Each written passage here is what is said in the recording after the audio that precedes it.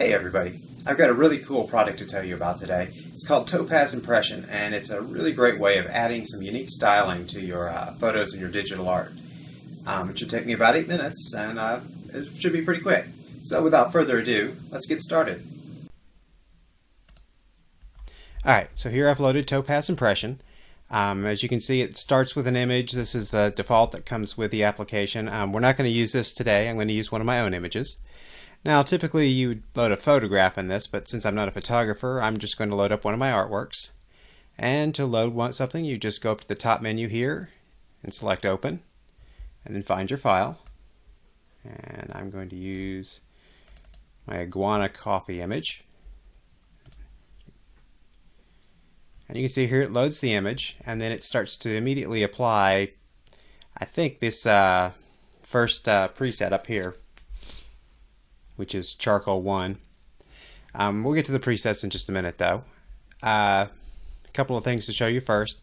You have different ways of viewing the enhanced version and your original, side by side or top and bottom. This is kind of a neat little feature here where you can sort of see how much it's changed, or how much Topaz has changed it. Here's side by side full versions and top and bottom full versions. I'm just going to go to the filtered version though. This is just a quick zoom feature, and this is just another way of viewing that zoom. And then you can also just snap to the original. So we'll turn the original off and zoom to this level. Down here at the bottom, I believe this is the strength of the filter. Doesn't know. Right, so this is how much the filter is applied to your original image, and there's various blend modes here to change the way the two are mixed together. So we can say multiply,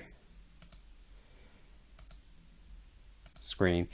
Some fun things to play with. And now over here on the right hand side you have presets. Here, let's go back to the normal blend mode and 100% strength. And this is really just a starting point for whatever filter you want to use. And they also have sets of these presets. So we'll go with the ancient preset. These are some interesting looking ones, and we'll go with cracked fresco. That's kind of interesting, but I don't think I like that one. Let's try Cave Dweller. That one's really wild. Anyway, we can, once you've kind of picked a preset that you like, let's try Impressionistic. Monet 1. Okay, that looks kind of painting-like. Anyway, once you've picked a preset you like, you can click on this setup here, and this will take you to the individual parameters for your image.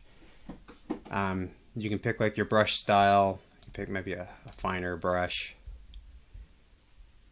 the size of that brush, and a whole bunch of other things. I'm not going to show you all of them for time's sake, but it's a lot of fun to just figure out what works for you.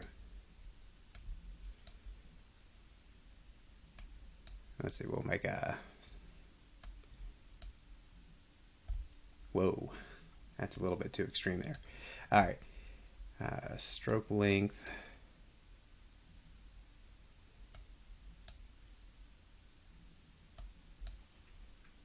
Alright, well, you get it to pretty much just where you like it. And then a few other things to cover. You have down here the color section. This is the same kind of color adjustments you can make in any program such as GIMP or Photoshop. You can do them here as well, changing the hue and the saturation, as well as the lightness, contrast. This vignette thing here sort of gives it a spotlight type effect. I'm going to turn it way up here so you can kind of see it.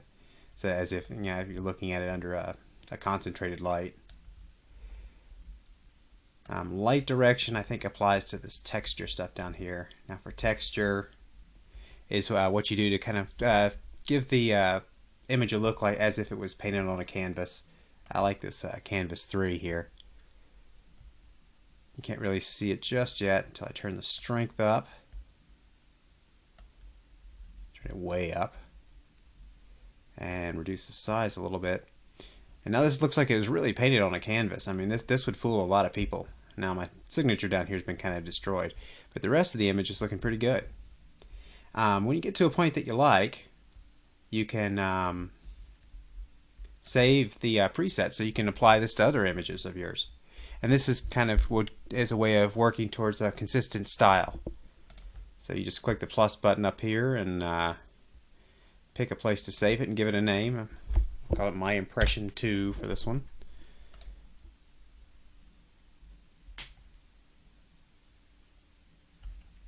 And now that should be saved. I'm not going to go back and look at it right now. When you're ready, though, you can save your image by clicking on the Save As button down here.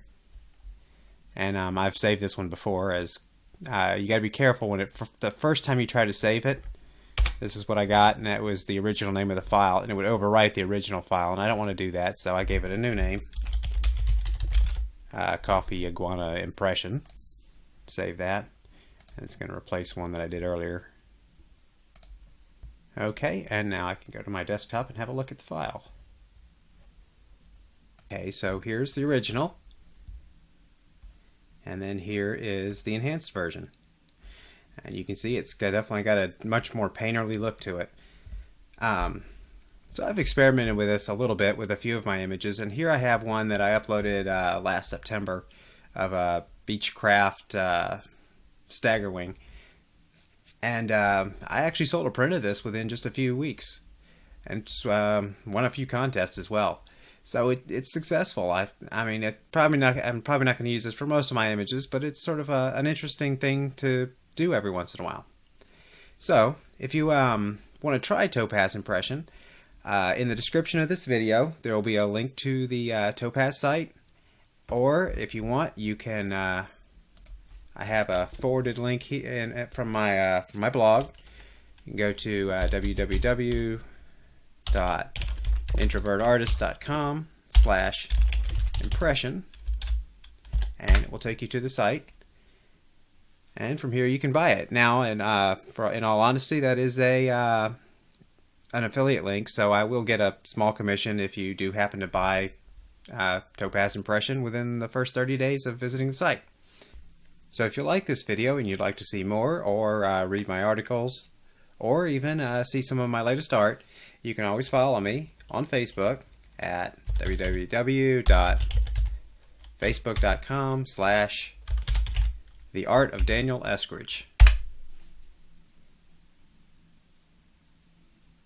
So thanks everybody, and good night.